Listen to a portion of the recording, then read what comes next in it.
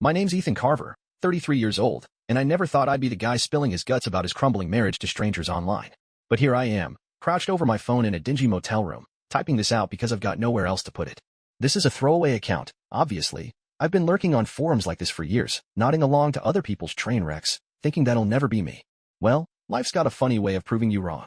It started about 3 months ago. I was sprawled out on the living room rug, feeling like someone had taken a sledgehammer to my guts. I've got this stomach thing, doctors call it gastritis, I call it a pain in my rear, that flares up when I'm stressed. That night, it was bad. I was clutching my side, trying to breathe through it, when my wife, Rachel, 31, stepped over me like I was a pile of dirty laundry. She gave me this look, half annoyed, half disgusted, and said, "If you're gonna croak, at least keep it down." The landlord's already on my case about the noise. Then she kicked the TV remote out of my reach, turned on her heel, and marched off to the kitchen. I heard the fridge door slam a second later. I just lay there, stunned, trying to figure out if she was serious. 2 hours later, I dragged myself to the hospital alone. She didn't even ask where I was going. Rachel and I have been hitched for 7 years. The first 5 were solid, nothing perfect, but we got along. We'd argue about dumb stuff like whose turn it was to do the dishes or why I kept forgetting to lock the back door, but it was normal couple junk. Then, about 2 years back, things started shifting. It was slow at first, little jabs about my job, smirks when I talk about my day, cutting me off mid-sentence like I was boring her to death. I told myself it was no big deal, just stress. We'd been hit hard by bills piling up, my truck needing repairs, and our crummy little rental house falling apart around us. The roof leaked every time it rained, and the heater made this rattling sound like it was about to explode. I figured we were both just worn out.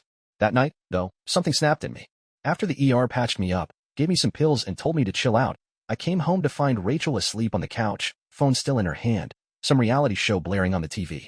I stood there, watching her, wondering when she'd stopped caring. The next morning, she acted like nothing happened. Didn't ask about the hospital, didn't say sorry. Just sipped her coffee and scrolled through Instagram while I ate my cereal in silence. Fast forward to last week. Our house has this crawl space under the back porch, damp, creepy, smells like wet socks left in a gym bag too long. A pipe burst down there a month ago, and now there's this green slime growing on the wood beams. Landlord's useless, keeps saying he'll send someone, but nobody shows. Rachel's been on me to clean it up myself. "You're the man of the house, right?" she'd say, voice dripping with sarcasm. So there I was, Friday night, pulling on an old pair of work gloves and a dust mask, hauling a bucket of vinegar and a scrub brush down there. It's dark, the air's thick, and I can hear mice skittering somewhere behind me. I'm on my knees, scrubbing this nasty stuff off the beams, sweating like crazy even though it's barely 65 degrees outside. My phone buzzes in my pocket. It's a text from Rachel. "Don't forget to sweep up your mess when you're done. Oh, and maybe stay down there." I read it twice, thinking maybe it's a joke. We rib each other sometimes, but this didn't feel like that. I finished up, showered off the grime, and walked into the living room where she was sprawled out, watching some cooking show. I tried to play it light, said, "Hey, your crawlspace janitor's back. What's with that text?" She didn't even look up. Just muttered, "You're only good for grunt work anyway." Like a shovel I haven't traded in yet. Her tone was flat, like she was reading the weather forecast. I froze. My brain couldn't even come up with a comeback. I just stood there, feeling like an idiot, then mumbled something about checking the porch light and bolted outside. I ended up sitting on the back steps for hours, staring at the stars, replaying every little dig she'd thrown at me over the past couple years. The time she laughed in front of her sister about how I couldn't fix the sink right. The way she'd roll her eyes when I'd suggest a movie night. How she'd started calling me the help whenever I'd do chores. I'd always brushed it off, told myself she didn't mean it, or I was overreacting. But sitting there, cold air biting my face, it hit me. This wasn't a phase. This was my life now. I didn't go back inside that night. Grabbed an old sleeping bag from the garage and camped out in the truck bed. Barely slept, just lay there, listening to crickets, wondering how we got in here. By morning, I knew I couldn't keep pretending. Something had to give. I'm Ethan Carver, and if you're just tuning in, my life's been sliding off the rails lately. After that night in the truck bed, I didn't march inside and confront Rachel like some movie hero. Nope, I'm not built like that. I just wiped the dew off my face, climbed out, and went to work like it was any other Tuesday. I'm a mechanic, fixing cars all day, hands greasy, back aching, the kind of job that keeps you too busy to think. But that day, my head wouldn't shut up. Every time I tightened a bolt or swapped an oil filter, I'd hear her voice, like a shovel I haven't traded in yet. By lunch, I decided I needed answers. See, Rachel and I share a bank account. Money's been tight. My truck's transmission went out last year, and her retail gig at the mall doesn't exactly rake it in. Or so she says. Sitting in the break room, munching on a stale peanut butter sandwich, I pulled up our banking app on my phone. I don't usually snoop, feels wrong, you know, but something was gnawing at me. Took me about 10 minutes to spot it. There were these little transfers, $50 here, 30 there, going to some account I didn't recognize. Not huge amounts, nothing that'd scream red alert if you weren't looking close. but they added up. Over the past year, she'd siphoned off close to $6,000. $6,000, while I'm skipping lunches to save gas money. I scrolled further, heart thumping like a busted engine. Then I found the PayPal stuff. She'd linked our joint account to her personal PayPal, and there were payments for all kinds of things, new boots, a spa day, some subscription box for fancy candles. Last month, she told me we couldn't afford to fix the dishwasher because times are tough. Meanwhile, she's dropping $40 on lavender-scented wax? I sat there, staring at my phone, feeling like a chump. The guys at the shop were laughing about something across the room, but all I could hear was blood rushing in my ears. That night, I didn't go home right after work. Drove to my buddy Mike's place instead. Mike's a welder, big guy with a beard like a lumberjack. Been my best friend since high school. He cracked open a couple beers, and I spilled it all, the crawl space, the text, the bank crap. He didn't say much, just nodded, sipping his drink. When I finished, he leaned back and said, "Man, she's been treating you like a doormat for years. You just didn't want to see it." I wanted to argue, tell him he was wrong, but the words wouldn't come. Deep down, I knew he was right. I crashed on his couch that night, told Rachel I was pulling a late shift. She didn't even text back. Next morning, I headed home to grab some clothes, figuring I'd stay with Mike a few days to clear my head. Rachel was at work, so the house was quiet. I was stuffing socks into a duffel bag when I noticed her laptop open on the kitchen table. Screen was still on, logged into her email. I shouldn't have looked, swear I'm not that guy, but my feet moved before my brain caught up. There it was, a thread with her friend Carla, going back months. Stuff like, "Ethan's so clueless, it's almost cute," and "I'm just biding my time till I can bounce." One from 2 weeks ago hit me like a punch. "He's too pathetic to leave. I'll have to do it for him." Carla's replies were all encouragement. "You deserve better, girl. Dump is sorry, but..." I stood there, reading it over and over, feeling my chest tighten. This wasn't stress or a bad mood. This was her planning her exit, laughing at me while I scrubbed slime for her. I didn't take the laptop, but I snapped pictures of the screen with my phone. Every email, every word. Then I grabbed my bag, left a note saying I'd be at Mike's for a bit, and walked out. Didn't lock the door, let her deal with it. By the time she got home, I was gone. My phone started lighting up around 6 p.m. First text, "Where are you?" Then, "Ethan, answer me." By 7:30, it was, "This is ridiculous. Where'd you go?" I didn't reply. Let her stew. At 9 o'clock, she tried a different tack. "I'm worried. Just tell me you're okay." I wasn't buying it. Mike handed me another beer and said, "She's only worried 'cause she's losing control." He was probably right. Next day, she started calling around. Mike's girlfriend, Tara, got a text asking if I was with them. Tara's loyal, told her she hadn't seen me. Rachel even called my sister, Jess, who I'd already clued in. Jess kept it vague, just said I was fine and needed space. I could picture Rachel pacing our leaky little house, mad as hell that her punching bag wasn't there to take it. Part of me felt bad. She's still my wife, you know? But then I'd see those emails in my head, and the guilt dried up real fast. I stayed at Mike's for 3 days, sleeping on that lumpy couch, thinking about what's next. I'm not rich, can't just walk away and start over like some folks. But I've got a steady job, a few bucks saved, and a sister who's got my back. Jess called me that third night, said she'd found a cheap lawyer through a friend. "You don't have to decide now," she said, "but you need options." I told her I'd think about it. Hung up, stared at the ceiling, and realized I wasn't just mad. I was done. Whatever Rachel was playing at, I wasn't sticking around to be her fool anymore. I'm Ethan Carver, and by now, you've probably figured out my marriage is circling the drain. 3 days into crashing on Mike's couch, I was still reeling from Rachel's emails and that secret bank account. It's one thing to suspect your wife's checked out. It's another to see her call you pathetic in black and white while she's stashing cash behind your back. I wasn't sure what I was going to do long term, but I knew I couldn't keep hiding out like some fugitive. Time to face the music, or at least start tuning it up. That third morning, I woke up to my phone buzzing like a ticked-off hornet. Rachel had sent 23 texts overnight. Started with, "Come home, we need to talk," then slid into, "You're being a child," and by 3 a.m., it was, "I'm sorry, okay? Just tell me where you are." I read them all, sipping Mike's burnt coffee, but didn't reply. Sorry didn't mean much when I could still hear her saying I was good for nothing but grunt work. Mike wandered in, saw my face, and just shook his head. "She's flailing, man. Let her sweat it out." I nodded, but it didn't feel good, just necessary. Work was my next stop. I'm a mechanic at this little shop called Dale's Auto. Been there 8 years. I'd called in sick the day before, blaming my stomach, which wasn't a total lie. My boss, Dale, is a gruff old guy, looks like he could bench press a tractor, but he's fair. I walked in, told him I'd had some personal stuff come up, might need a few more days to sort it. He squinted at me over his coffee mug, then said, "You look like hell, Carver. Take what you need, but don't make it a habit." That was as close to sympathy as Dale gets. I spent the day under a Ford pickup, tightening bolts and trying not to think about Rachel showing up at the shop. She didn't, thank God. By evening, I'd made up my mind to meet that lawyer Jess found. His name was Tom Grady, a guy in his 50s with a cheap suit and a handshake like a vice grip.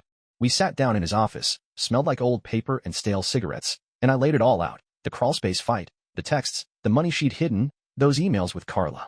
I showed him the pictures I'd taken of her laptop screen. Tom leaned back, chewing on a pin, and said, "You've got a decent shot here, Ethan. Emotional abuse ain't as flashy as a black eye, but courts see it if you've got proof. That secret account? That's gold." He said we could push for a clean split, maybe even get some of that cash back since she'd lied about it. I told him to start drawing up papers. Didn't feel like a victory, just a step. That night, I finally texted Rachel back. Kept it short. I'm safe. All talk goes through my lawyer now. Here's his number. Then I blocked her on my phone and handed it to Mike to hold on to. He grinned, said, "Attaboy." I didn't feel like a boy or much of anything, just tired. But Rachel didn't take the hint. Next day, she showed up at Mike's place. I was in the garage, tinkering with his motorcycle, when I heard her voice through the screen door. "Mike, I know he's here. Just let me see him." Mike's a wall of a guy, didn't budge. Told her I wasn't around, voice calm but firm. She started crying, loud enough I could hear it over the engine noise. "He's my husband. I deserve to know what's happening." I stayed put, gripping a wrench, waiting till her car peeled out. She didn't stop there. By afternoon, she was hitting up everyone. Jess called me, said Rachel had left her a voicemail, all tears, and, "I'm so worried about Ethan." My buddy Pete from work texted me a screenshot, Rachel asking if I'd been acting weird at the shop. Even my mom got a call, though mom's half deaf, and just told her, "He's a big boy, he'll figure it out." I'd already warned them all to keep it vague, and they did me proud. Still, it was weird, watching her spin this story like I was the one losing it. Then came the social media blitz. I don't use it much, got a Facebook for car parts swaps, that's it. But Jess sent me screenshots. Rachel posted this long thing about how someone I love is struggling, and I just want him home safe. Comments were all, "Oh honey, hang in there," at first. I didn't bite. Sent Jess the email pics and told her to share them if anyone asked. Sure enough, Pete's wife, Lisa, got curious, and Jess showed her. Lisa's got a big mouth in a good way, and by nightfall, the tide was shifting. Rachel's next post was angrier. Some people can't handle the truth about themselves. Comments slowed to a trickle. I couldn't stay at Mike's forever. His couch was killing my back, and Rachel wouldn't quit circling. Jess offered her spare room, but she's got 2 kids and a dog, and I didn't want to impose. So, I found a motel off the highway, cash only, no questions. Packed my duffel, thanked Mike with a 6-pack, and checked in. Room smelled like bleach and regret, but it was mine. Set up a new bank account at a credit union, rerouted my paycheck, even canceled our shared streaming account. Watched her name vanish from the login screen and felt a little lighter. Lying on that stiff motel bed, I kept thinking about the crawl space.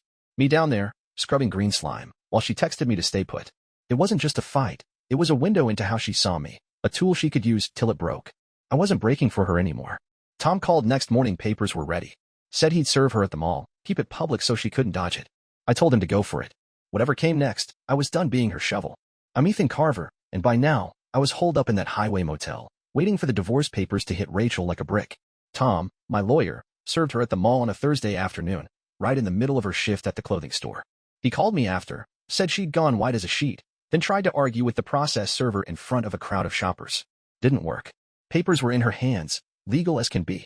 I pictured her standing there, clutching that envelope, surrounded by racks of overpriced jeans, and felt a weird mix of relief and dread. This was real now. She didn't waste time. My phone was blocked, but she started emailing me through an old address I'd forgotten to shut down.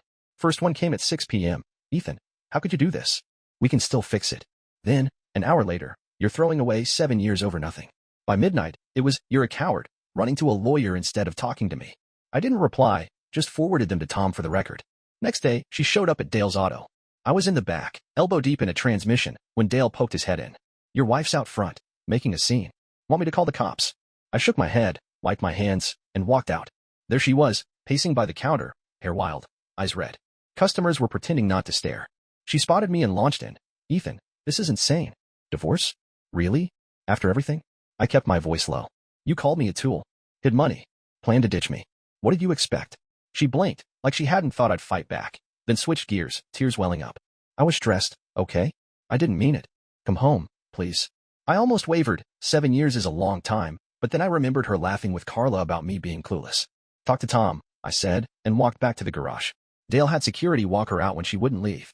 Word spread fast. Jess told me Rachel was calling me unhinged to anyone who'd listen, saying I'd snapped over a little argument. Some folks bought it. Our old neighbor, Mrs. Perry, even left me a voicemail about getting help. But I had proof. Sent Jess a zip file of the emails and bank screenshots, told her to use them if needed. She showed them to Pete's wife, Lisa, who spread it around like wildfire. By Saturday, Rachel's sob story posts on Facebook were getting crickets. One guy, an old high school buddy of hers, commented, "Hiding cash ain't cool, ratch." She deleted it fast.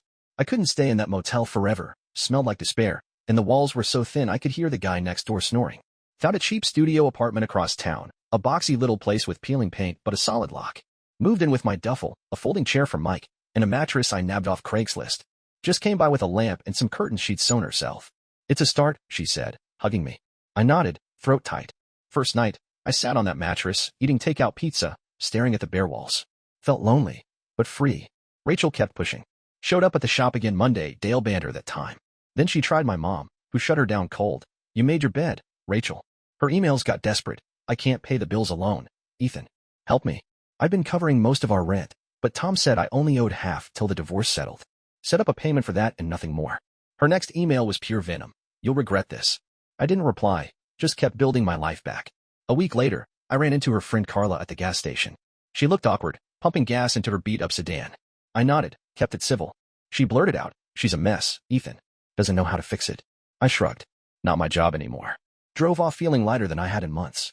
The storm was raging, but I was finding my footing. I'm Ethan Carver, and a month into this mess, I was starting to feel human again. The studio apartment wasn't much cracked linoleum, a shower that trickled more than it sprayed, but it was mine. No crawlspace slime, no Rachel's voice cutting me down. I'd scavenged a beat-up coffee table from a thrift store, hung Jess's curtains, even bought a cheap TV. Work kept me sane. Fixing cars is straightforward. You see the problem, you solve it. No mind games, no hidden accounts. Rachel wasn't letting go easy. Mediation started, and she showed up with a list that made Tom chuckle. Wanted me to pay her phone bill, keep her on my insurance, give her my truck. Stuff we bought with my cash before we even married. Tom slid over the bank records, pointed out her secret stash. "Where's that $6,000, Mrs. Carver?" he asked, voice smooth as gravel. She stammered, said it was for emergencies, but her face went pink when he showed her spa receipts. Mediator didn't buy it. We settled on splitting what little we had, no extras. She glared at me across the table, but I just signed the papers and left. Social fallout was wild. Our old crew split. Some stuck with her, some with me. Most just ducked out. Jess said Rachel was telling people I'd abandoned her, but the screenshots shut that down. Lisa's gossip network worked overtime. Even Mrs. Perry called to apologize after seeing the emails. Rachel's posts turned bitter, trust no one, then quiet. I heard she'd moved in with Carla, cramming into her tiny condo. Felt bad for a second, till I remembered her calling me pathetic while I scrubbed her mess. I started therapy online, through some app Jess found. Felt weird at first, talking to a stranger on my lunch break, parked in my truck. But it helped. Guy named Dr. Patel, calm voice, asked me why I'd stayed so long. Took me a while to admit it. I thought I didn't deserve better. He didn't judge, just nodded through the screen, said we'd work on that. Slowly, I stopped hearing Rachel's jabs in my head every time I screwed up. One night, Mike dragged me to a barbecue at his place. Tara was there, flipping burgers, and a few shop guys showed up. Felt good to laugh, crack beers, not be the guy with the sad story. Met a woman named Dana, tall, freckles, worked at the hardware store. We talked about power tools and bad movies, nothing deep. She didn't ask about my baggage, and I didn't volunteer it. Left with her number, a small win. Rachel's last stunt came a week later. Email popped up. Found your old jacket in the closet. Want it back. Attached was a picture, my leather coat, the one I'd worn on our first date, shredded with scissors. "Guess not," she wrote. I stared at it, expecting anger, but nothing came. Just tossed the phone aside, went to bed. She was losing her grip, and I was slipping free. I'm Ethan Carver, and 6 months after walking out, life looked different. Divorce was final, judge stamped it, no fanfare. I kept my truck, my tools, my savings, Rachel got her stash, and a box of kitchen junk. Celebrated with a burger at the diner, alone, watching rain streak the windows. Didn't feel like a party, just closure. The studio was home now. Added a rug, some shelves, a plant Dana helped me pick out. She'd been around more, coffee dates turned into movie nights. She's quiet, steady, laughs at my dumb jokes. Told her about Rachel over tacos one night. She just listened, said, "Sounds like you dodged a bullet." No drama, no pity, felt right. We're taking it slow, but it's good. Work picked up. Dale gave me a raise, said I'd earned it. Bought a new wrench set, splurged on a decent chair. Therapy stuck. Dr. Patel helped me see I'd been carrying Rachel's crap too long. Stopped apologizing for every little thing. Friends noticed. Mike said I looked taller, weird as that sounds. Ran into Rachel at the grocery store one Sunday. She was in sweats, cart full of ramen and wine, hair a mess. Froze when she saw me, then tried a weak smile. "Hey, Ethan." I nodded, kept it short. "Hey." She asked how I was. I said fine, didn't ask back. Walked away with my cereal, felt her eyes on me till I turned the aisle. No fireworks, no closure speech, just done. I'm Ethan Carver, and a year after that crawlspace night, I'm still here. Signed a lease on a bigger place, 2 rooms, no leaks. Dana's over most weekends. We're building a bookshelf, screwing it up, laughing about it. Work steady, friends are solid. Jess's kids call me Uncle E. Saw Rachel's car at Carla's last month, heard she's dating some guy, moving soon. Hope she figures it out, but it's not my story anymore. Looking back, I was a ghost in that marriage, fading till I took myself out. No, I'm solid. Not perfect, but mine. That's enough.